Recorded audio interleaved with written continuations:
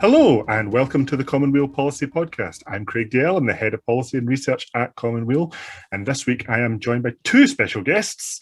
Welcome to Gillian, Mair and Alison Waters from Now Scotland. Hello, both of you. Hello. Hello. So Now Scotland is a relatively new grassroots non-party group who are campaigning for Scottish independence. So Gillian, this group has been around for a little while. It's not absolutely brand new. It's not launching this week, but while some folk might have heard of Now Scotland, I'm sure a lot of folk haven't. Who are you? How did you get started? Okay. Yeah, we launched a few months ago from the origins of an idea that's been kicking about for a few years within the active grassroots. The idea that really we need an organisation which will bring everyone together in a common focus, in a common campaign, and that we can progress as one strong voice, really. The idea was brought together in an assembly just before Christmas last year, where delegates of yes groups and national organisations and individual activists all came together over two sessions, over a few weekends. They looked at what really we need, what's the state of the movement, and where can we go forward. The idea was that a mass membership organisation is the way, just as I say, to give that voice to the movement, to combine all the efforts, all the fantastic efforts of all the different groups that are working just now and have been for the past 7 years, and to see how we can unite and go forward. So what the result of the assemblies were with all those delegates was that a committee be formed to create an organisation that can take memberships, and basically the sort of structure of Now Scotland in its easiest form is that it's member-led. There is no hierarchy. There's a group of committee members who are basically administrators. We work for the members. It's member-led in the sense that we have members' assemblies, we have members' weekly meetings, and they shape what this organisation is, how it's going to campaign, what its focus is going to be, and that's the way that we're going to go forward. So initially that committee was set up to create that structure and to launch it. We launched start of February, mid-February, I don't know. It was a hectic few months, to say the least. But we got there in the midst of quite a hectic period for the movement, with an election coming up. And yeah, I think broadly the organisation has been accepted, has bedded in, and the movement is quite cynical, is quite tired just now. And the worst thing that an organisation could do would be come in and be top heavy. This is not what Now Scotland's about. It's not about competing with anyone who's already involved in doing great campaigning work. It's not about taking leadership.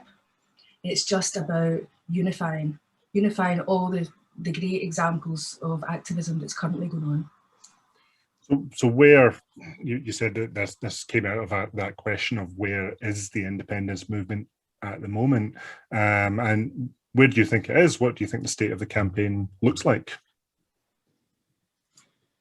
Alison.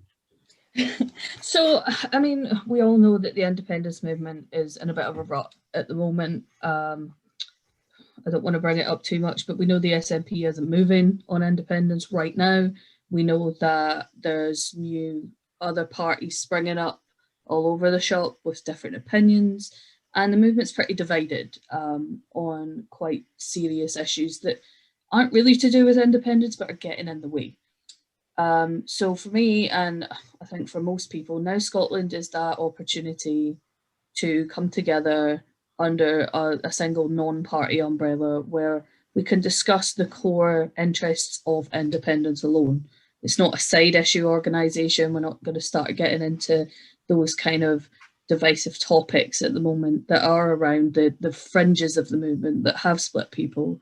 We're really here to focus on pushing for independence as soon as possible. It's why it's called Now Scotland.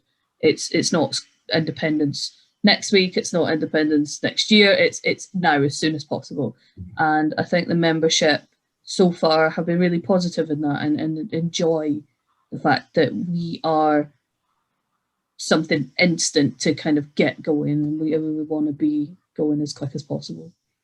That's always been the tension in such a broad movement, where you will naturally have rivalries between political parties, which is right and democratic. You will have different parties and groups who have different visions of what they want an independent Scotland to be.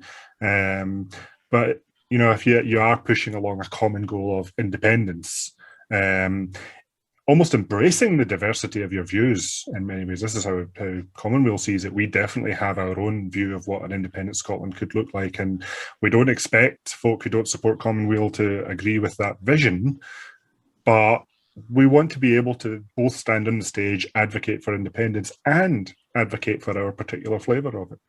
So is this kind of something that Now Scotland would get behind as well? Yeah, I mean, that's exactly what we are. We're an organisation that we don't expect everyone to agree with everything that we all think. You know what I mean? Gillian and I have different views on how independence is going to be achieved or look sometimes. But what I find good about Now Scotland, I think it inspires calm debate. There's a bit of a thing on Twitter at the moment, especially, where people get quite emotional, upset, and someone says, "Oh God, I hate you now because you don't agree with me on this one thing," and they're blocked, and that's the end of it. Whereas I think Now Scotland promotes that healthier debate where, yeah, okay, there might be 10 million things we don't agree on, but at the end of the day, independence is our goal. Let's get together and do it. That's it. That's it, exactly. This is about getting back to the core values of what the movement's success, what our strength is. It's about what advances the cause.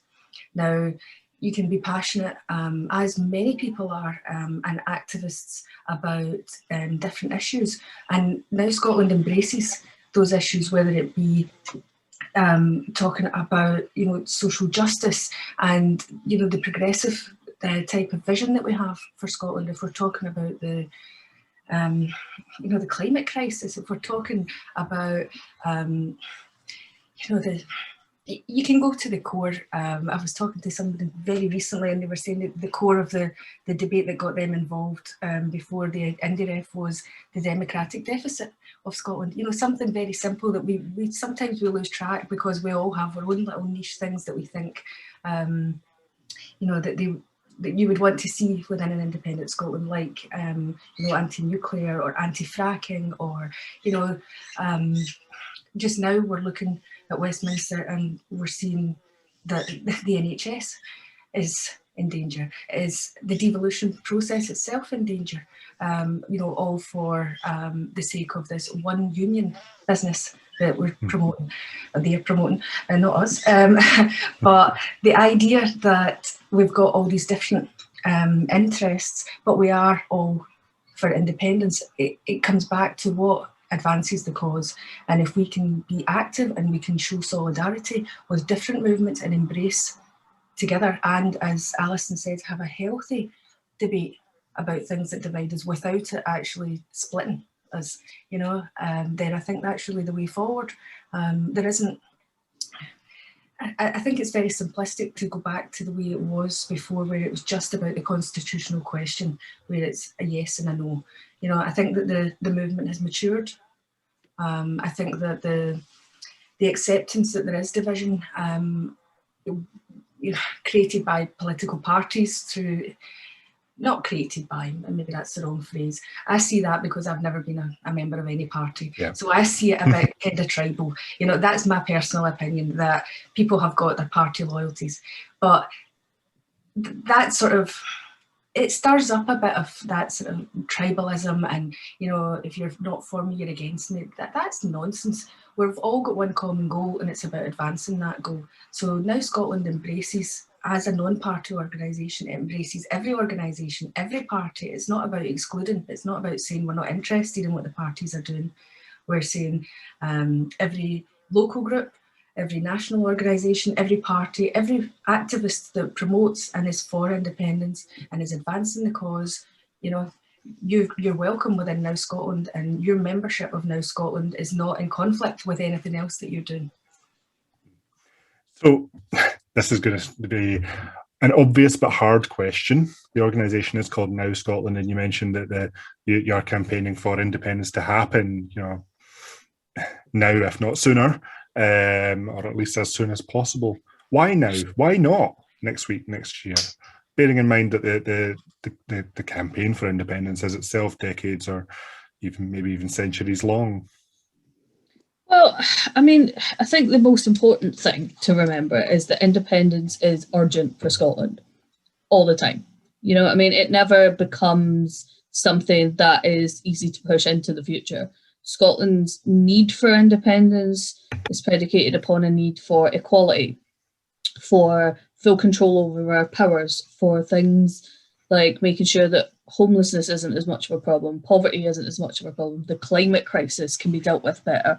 All of these things are really urgent needs Scotland has.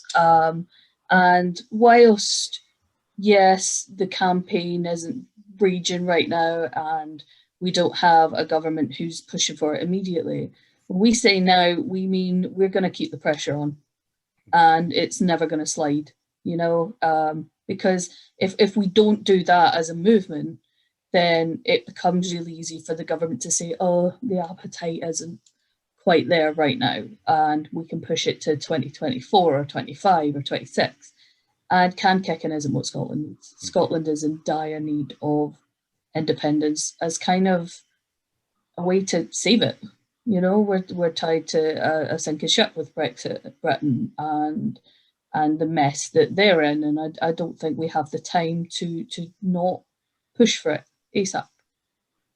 Yeah, to expand on that, I would also say, it's one of the benefits of being a mass membership organisation is the members talk constantly. The constant feedback that we're hearing is fantastic, but there's so many different issues that are really, really affecting people just now. Over the past 5 years, people have been leaving Scotland in droves because they are terrified of Brexit. They're terrified of their status as European citizens and what that means to them in Scotland. They're terrified of the economic prospects of the UK already being such an unfair, unequal society, and the Brexit pushers are the ones who are wanting to expand that to mind-blowing, lengths. People look at the UK as a strange anomaly. I think that is why independence needs to be at the forefront of Scotland's political agenda. We need to keep the pressure because we need to keep this as a relevant topic.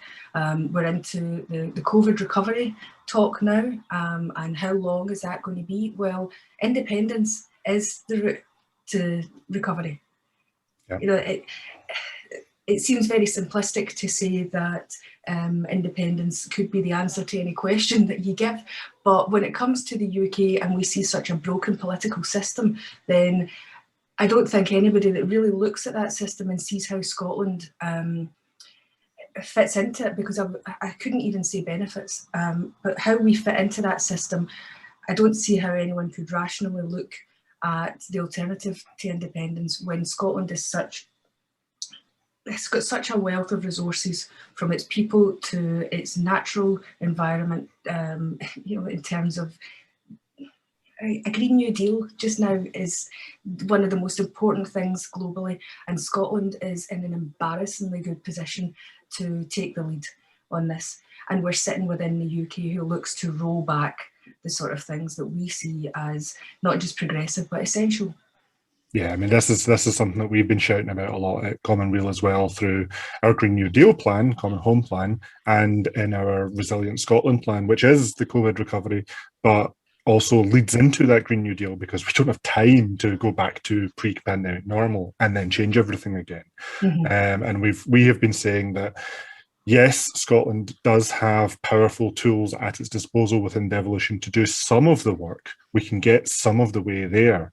But to complete the job, we do need more powers. And as far as we see it, the only way of getting them effectively is going to be independence. So we can start now. We can do the stuff that we can do now, but we will hit a hard limit.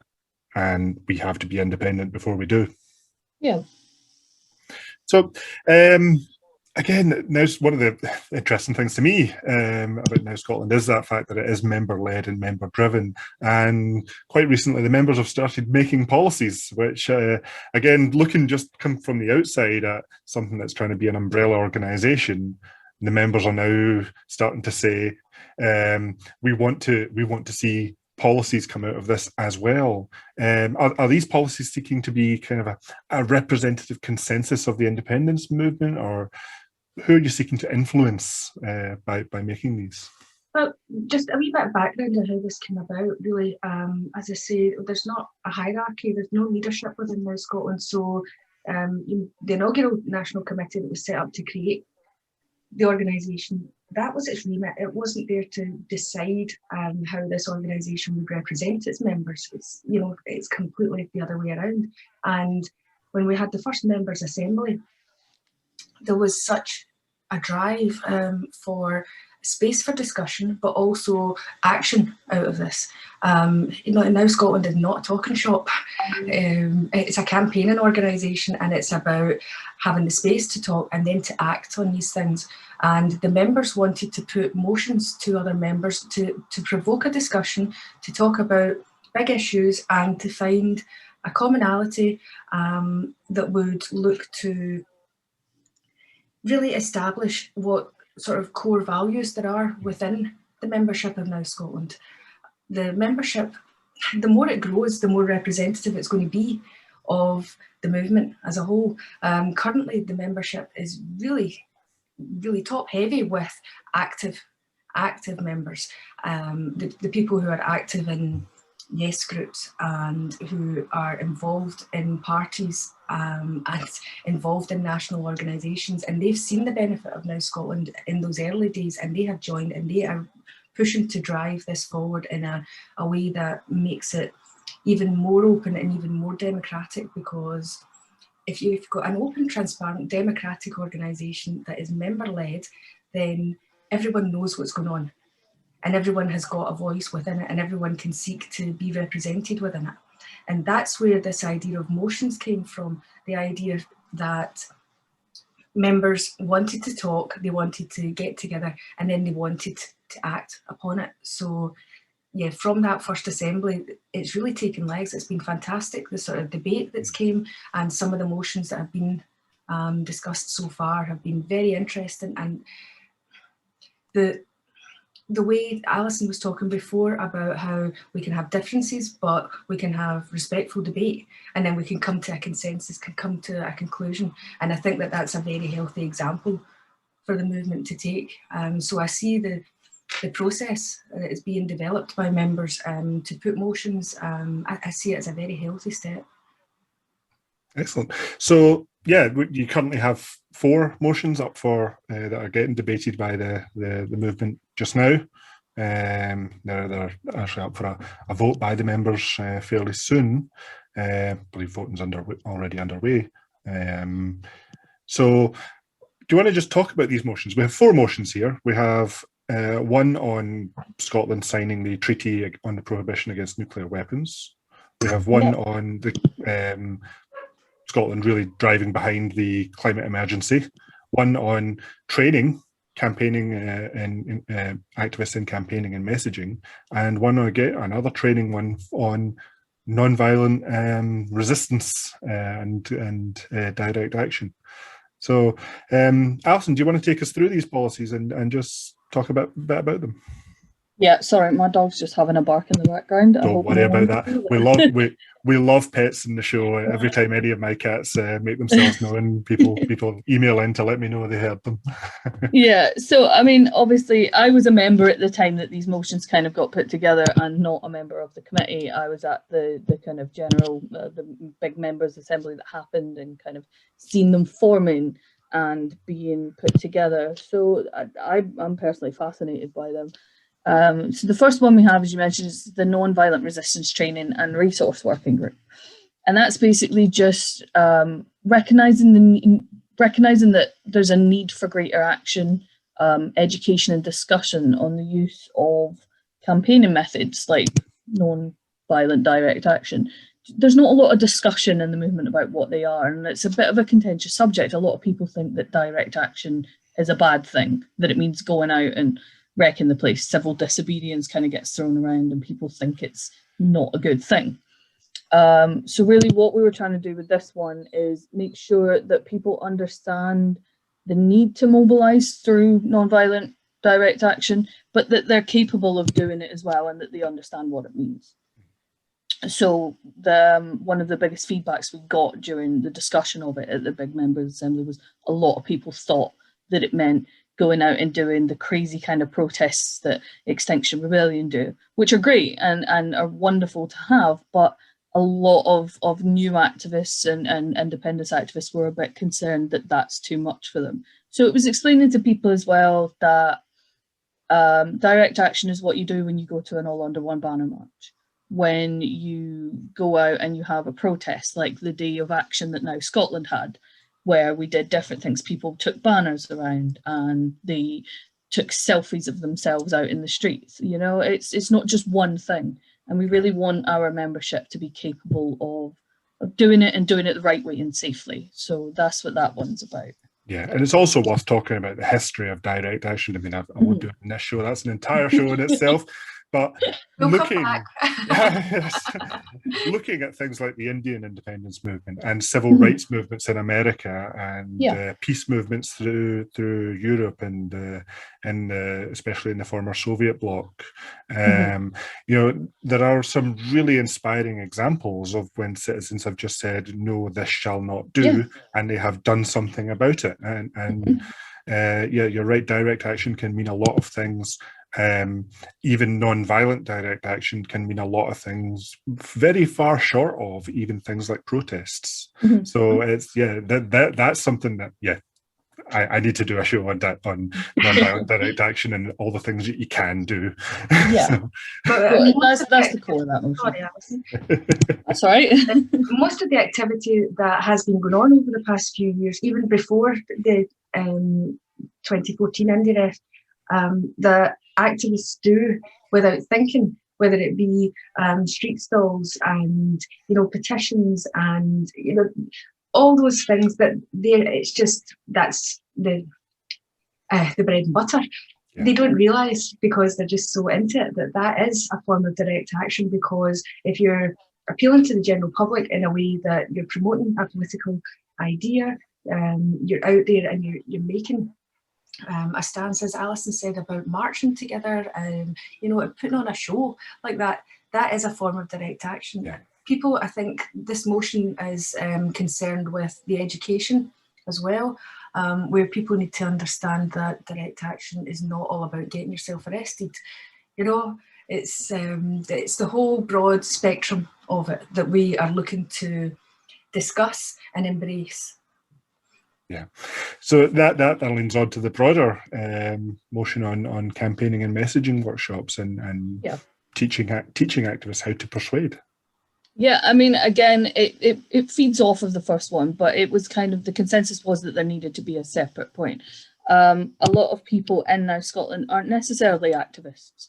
They're people who are interested in the word activism, but also think it might be a bit scary and that it takes a lot more. It's not all about going and gluing yourself to the sides of buildings or chaining yourself to poles. So it really, we felt that there was a need for just a kind of a workshop on a regular basis, especially because we hope to have incomers regularly and new members, where people are taught what it really means to be an activist and given the resources and the help. That's what Now Scotland's for. It's for its members. So we should be an organisation where we can train our members to do it and give them the courage and the confidence to go out and take part in their movement and not feel like they just don't know where to start. Because I mean, I'm new to activism. It's not something that I've done a lot in my life until recently. So for me, Now Scotland gives me that confidence that I know that I have the people around me with the skills to do that kind of stuff. And that's basically what that motion is trying to achieve, so that people take part. Yeah, and now you've got your activists, they've got the messaging and campaigning skills. What are they campaigning for? These are the next two motions. One is on the importance of the climate emergency. we all know how important that is with COP26 coming up and the recent discussions around how long we really have until we've pushed this planet too far, if we haven't already, fingers crossed. But it's basically just that understanding. It's a general consensus within the Yes movement. We all know that. And we do have close kind of ties to organisations like Extinction Rebellion. There's a crossover of views. Climate emergency is something that hits home for all of us in Scotland. You can see the effects it's having on our country, on our summers, the fact that wildfires spring up in Falkirk, of all places, where I live. That never happened a few years ago.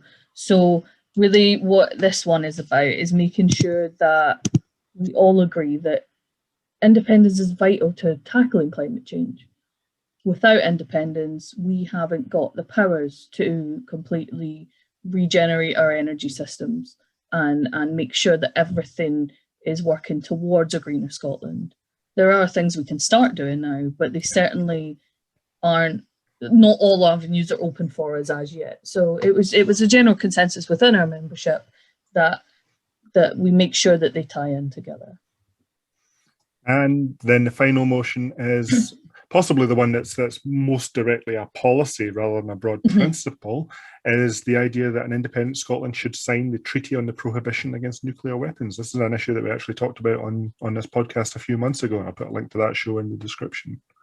Yeah, I mean, that final motion basically explains what the Treaty on the Prohibition of Nuclear Weapons is, and is really hitting home on the fact that now Scotland must support denuclearisation for Scotland as soon as possible. Obviously, we've had mass campaigns within the independence movement. There's Burns Not Bombs. It's something that all under one banner are having a protest soon against it. There's been like multiple throughout the years of me being active in the indie movement campaigns and things outside Faslane. So it's not something that we're shy about in the independence movement. There's a consensus that we hate nuclear weapons being parked on the Clyde. And when you live in the blast zone of them, I think it gives you a kind of a stronger sense of just how dangerous they can be. So it was something at the assembly that really came with strong opinion from people. So when Ellen and her team put together this motion, I was quite happy to get behind it right away. It's a brilliant motion, and I think it's one of the first pieces of policy now Scotland has produced that I was really proud of, and I hope the membership votes for. Yep. So, Gillian, just as we're coming to the end of the show, I'd like to have an opportunity to tell us what is next for Now Scotland. Do you have any events or meetings planned, or has the pandemic really kind of curtailed what you can do there? Well, as it has been from the launch, even pre-launch, and funnily enough, to go back to that very first assembly that the movement had, I was there as a delegate from my Yes group, and I was basically ordered, go and find out what's going on and make sure that it's not some other organisation who wants to take over. So from day one of my involvement, this has been about listening to what the movement wants. The existing movement, whether it's local, national, across the board. What are people doing already? How can Now Scotland help? So Believe in Scotland, Business for Scotland's campaign is doing fantastic work, and we've got people who are out doing stalls for Now Scotland in the local area. They just started this because of the ease in the lockdowns, but they're going out with a Now Scotland banner with their own local materials, with Business for Scotland stuff, with Common Weal. The whole range of materials are out there, and it's about really showing people that the movement is there again, back and connecting with the local community. So that's happening at that level. At a larger level, there's been outreach from the start. So, building relationships with existing organisations like the National Yes Network, and all sorts of different people who are regularly meeting on Zoom over the last year or so, but regularly meeting and keeping things going, and inspiring new ideas and things. And we're working in collaboration with that. So We've got invitations to speak at rallies that are coming up and different events where we've been offered space to talk about Now Scotland, to go and support organisations that are having their own events. But one of the things that has come up relatively recently, and it's something that the newly elected committee are going to get their teeth into, is the idea of the movement having a national summit, pulling together delegates, representatives of the whole spectrum of the movement, from, as I say, the local right to the national, everyone who's currently busy and active, or who are trying to get themselves back into the swing of things, and see where we can find a common consensus and a way forward to really ramp up the campaign and unite in action again. So this is something that it's going to take a bit of organising. These things do. Yep. And we've got the summer, and we've got people just starting now to get back to, being able to see their families and a bit of normality and things. So we need to be aware and sensitive to that sort of time scale. And then come the autumn, the parties, the pro-independence parties will be having their conference season and things. And there's no stepping on anybody's toes or taking over anyone's time. We're quite happy to organise in the background, collaborate with everyone else, and pull together something that will hopefully see all that organised out the road, and then end of the autumn time we'll pull together a summit where everyone comes together, has their say, and then we go forward with a new invigorated campaign. So if folk listening have been inspired and they now want to get involved or even join as a member, how do we find Now Scotland? Well, you can Google us. We do just appear on Google if you type in Now Scotland, but our main website is nowscotland.scot, and the join option is right there on the homepage. And we are always happy to welcome new members. So come along, read a bit about us on the website, read what our mission statement is, see what's going on, and join if you think that it's something that's good for you. Fantastic. So Gillian, Alison, it's been a great talk, great chatting with you. So really glad we've been able to get you onto the show. And yeah, just from Common Weal, we are full square behind independence and happy to work with anyone who's doing the same. So really glad to be able to speak to you today.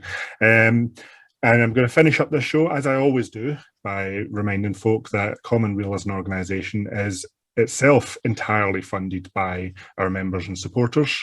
We don't get government funding, we don't have corporate sponsors, we don't even have adverts on our newly revamped website. So if you want to support the show, if you want to support our policy work and our campaign for independence, then please consider making a donation to Common Weal. And I hope you have enjoyed the podcast this week, and I hope you'll come back next week when we'll be talking about tool libraries.